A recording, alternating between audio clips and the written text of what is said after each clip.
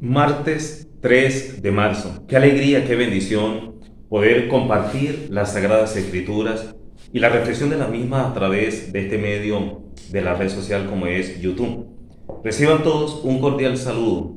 Saludo en esta hora de la mañana, de la tarde o de la noche, dependiendo en la hora en que vayas a ingresar al canal a escuchar la reflexión. Un saludo muy especial para todos y cada uno de ustedes. Bienvenidos para los que se han suscrito hace poco.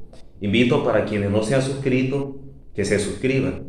De esta manera, al suscribirnos, la red social de YouTube identifica inmediatamente que nuevas personas se están suscribiendo al canal y comienzan a recomendar el canal a muchas personas, católicos, no católicos, y la idea es evangelizar a todo el que podamos, a niños, jóvenes, adultos, a familias, a todo el que podamos. Aprovechemos este medio de evangelización. Los invito para que nos dispongamos en este momento, hoy martes, en actitud de oración y permitamos que sea la gracia del Señor, la gracia del Espíritu Santo quien ilumine, quien guíe, oriente nuestras palabras, nuestros pensamientos y nuestras acciones. Agradezcamos primero a Dios por tanta bondad, por tanta misericordia.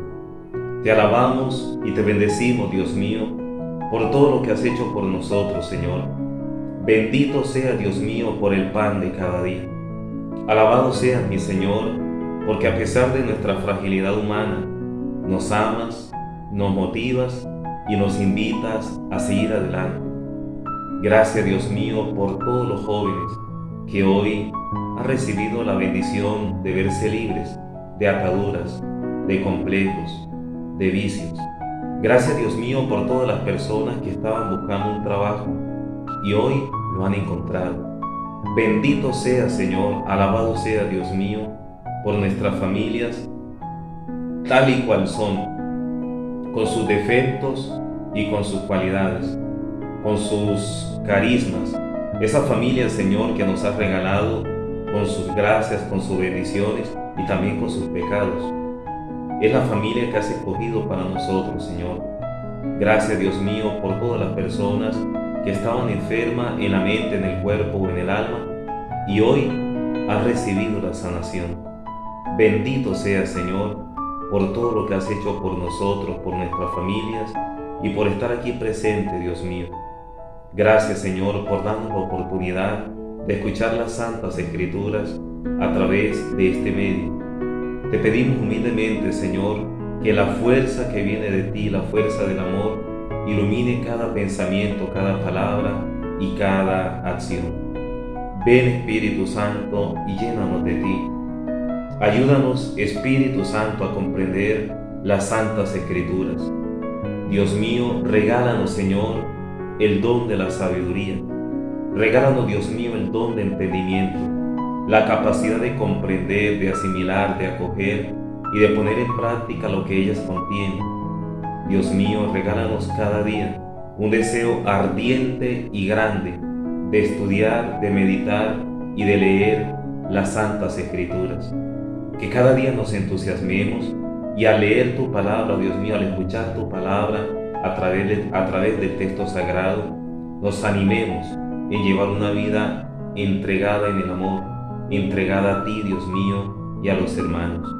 Regálanos, Espíritu Santo, el don de la sabiduría, el don de entendimiento, el don de ciencia, la capacidad de comprender, de acoger tu santa palabra. Amén. Espíritu Santo, ilumínanos y santifícanos.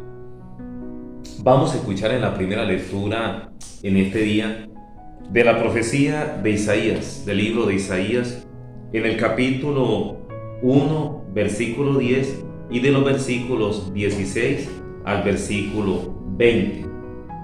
Libro de Isaías, lectura del libro de Isaías, capítulo 1, versículo 10 y del 16 al versículo 20. Oigan la palabra del Señor, príncipe de Sodoma.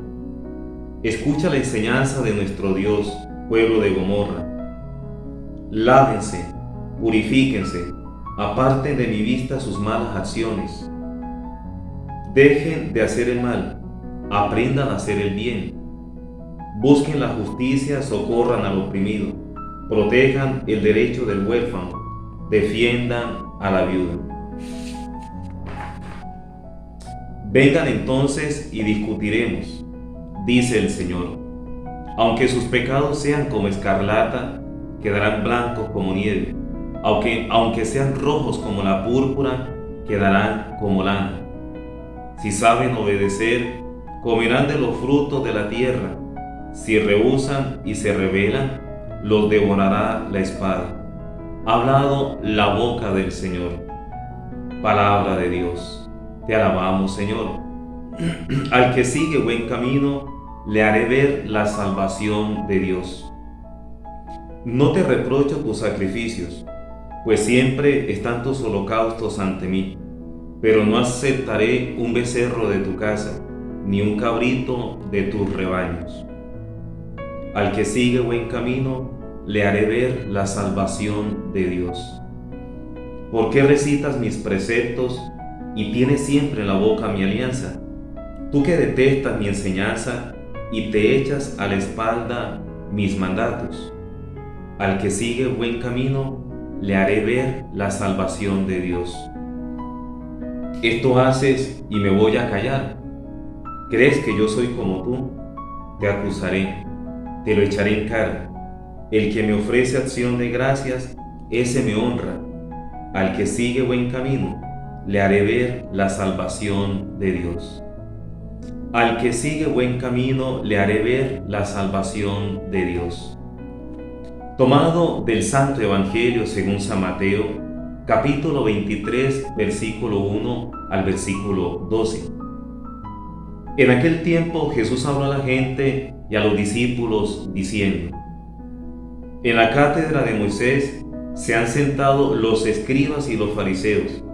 Hagan y cumplan todo lo que les digan, pero no hagan lo que ellos hacen, porque ellos dicen, pero no hacen. Atan cargas pesadas y se las cargan a la gente en los hombros, pero ellos no están dispuestos a mover un dedo para empujar. Todo lo que hacen es para que los vea la gente. Alargan las filacterias y agrandan las orlas del manto. Les gustan los primeros puestos en los banquetes y los asientos de honor en las sinagogas. Que les hagan reverencias en las plazas y que la gente los llame rabí. Ustedes, en cambio, no se dejen llamar rabí, porque uno solo es su maestro y todos ustedes son hermanos. Y no llamen padre de ustedes a nadie en la tierra, porque uno solo es su Padre, el del cielo. No se dejen llamar maestros, porque uno solo es su maestro, el Mesías. El primero entre ustedes será su servidor. El que se enaltece será humillado, y el que se humilla será enaltecido. Palabra del Señor. Gloria a ti, Señor Jesús. Vamos a detenernos en un primer momento en la lectura del Evangelio, en el Evangelio de Mateo que acabamos de escuchar, en el capítulo 23, versículo 1 al versículo 12. Esta parte del Evangelio de Mateo, del capítulo 23, tiene varios momentos. Primero, el Señor dice: en la cátedra de Moisés, en la cátedra se han sentado los escribas y los fariseos. Ustedes saben que la cátedra es el lugar donde se sienta el obispo, es el lugar donde imparte la enseñanza. La cátedra es donde el docente imparte el conocimiento. En este caso, Moisés tiene su cátedra, y la cátedra de Moisés era el lugar donde él enseñaba. La cátedra puede ser el lugar donde él estaba con la familia. La cátedra de Moisés era el lugar de donde Moisés enseñaba. Ahora, dice Jesús, se han sentado en la cátedra de Moisés fariseos y escribas. Pero ellos, aunque enseñan, no hacen lo que enseñan. Es decir, enseñan con palabras, pero las obras, nada que ver, alejada de la realidad que ellos enseñan. Por eso el Señor dice: hagan y cumplan lo que ellos dicen, pero no hagan lo que ellos hacen.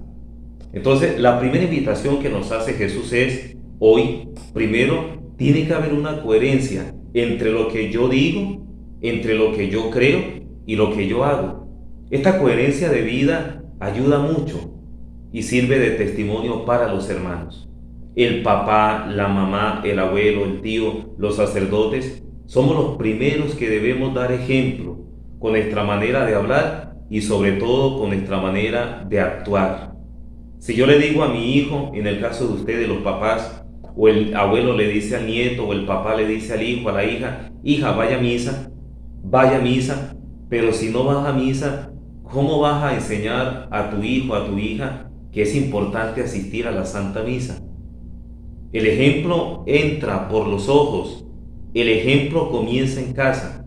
Por eso lo que dice Jesús es, haga lo que ellos dicen, pero no haga lo que ellos hacen. Segundo, todo lo que hacen es para que la gente los vea. Alargan las filacterias y agrandan las orlas del manto.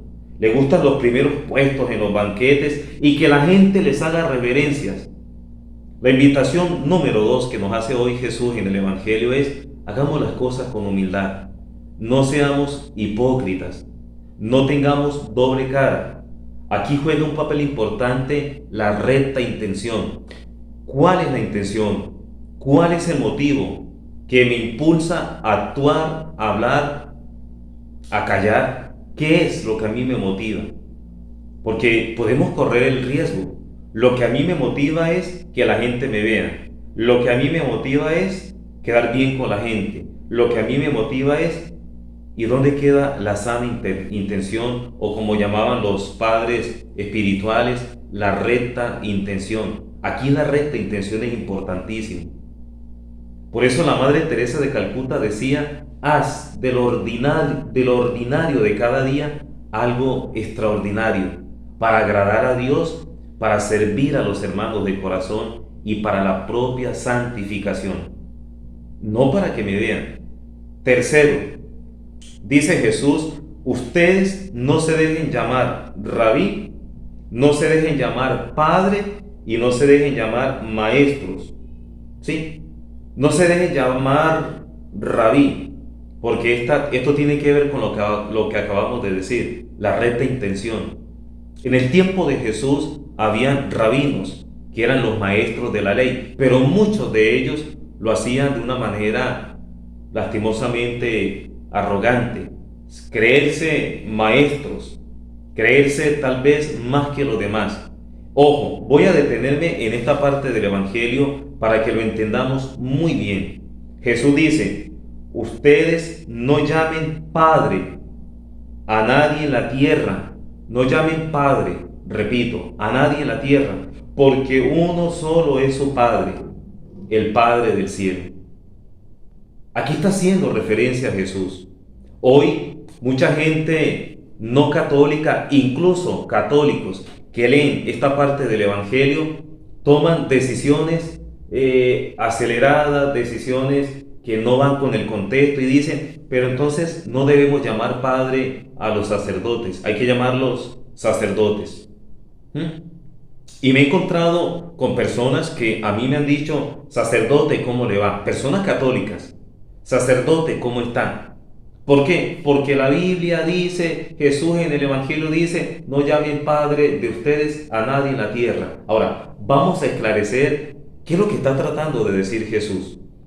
Primero, estamos hablando de un Evangelio que se escribió hace 2000 años atrás, donde en el pueblo judío, en el contexto de Israel, se tenía mucha fuerza el patriarcado, por no decir machismo. Era un patriarcado. En la casa quien tenía voz y voto eran los papás, eran los padres, eran los que tenían voz y voto, el hombre de la casa, los hermanos mayores, pero las mujeres, los niños, no tenían parte en este cuento. Permítame utilizar esta expresión. Y muchos de esos padres, el patriarca de la casa o el patriarca de una comunidad, pues se hacían llamar padres, que lo llamaran padres, pero no padres en el sentido afectivo, no padre que acompaña, no padre que abraza, sino Padre autoritario. Aquí se hace lo que digo yo. Él tenía la primera, la única y la última palabra. Por eso Jesús, cuando dice no llamen Padre de ustedes a nadie en la tierra, lo que está diciendo Jesús es no sigan el ejemplo de aquel que se hace llamar Padre para oprimir al otro, que se hace llamar Padre para imponer su autoridad. Y resulta que el verdadero Padre no es el que impone la autoridad. El verdadero presidente de la República, el verdadero alcalde, el verdadero sacerdote, el verdadero papá, no es el que impone lo que él piensa. El verdadero padre es el que se gana el respeto y el amor, enseñando con su propio ejemplo de vida, enseñando con sus palabras, con su manera de vivir. Por eso, mis hijos, cuando usted llame padre a un sacerdote como nosotros, no se sienta mal, no piense que usted está en contra de lo que Jesús dice. A nosotros nos llaman padres. ¿Pero por qué?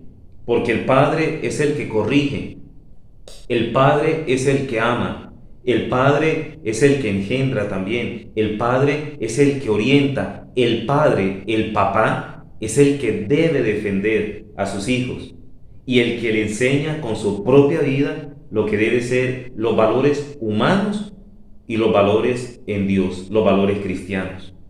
Por eso no tengan pena, no tengan temor, no se sientan confundidos, que el Evangelio de Mateo en el capítulo 23 dice que no deben llamar Padre a nadie en la tierra.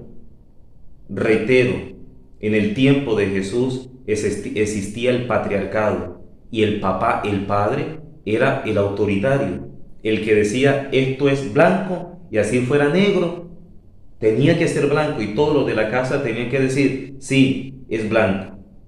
Si el padre decía la luna está de color azul, aunque tuviera color amarillo o un amarillo tenue, todos tenían que decir sí, la luna es de color azul, porque era el padre, el autoritario, el que imponía.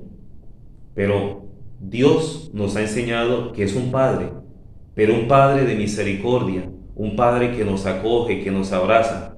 Y nosotros, los sacerdotes, somos padres, somos guías espirituales.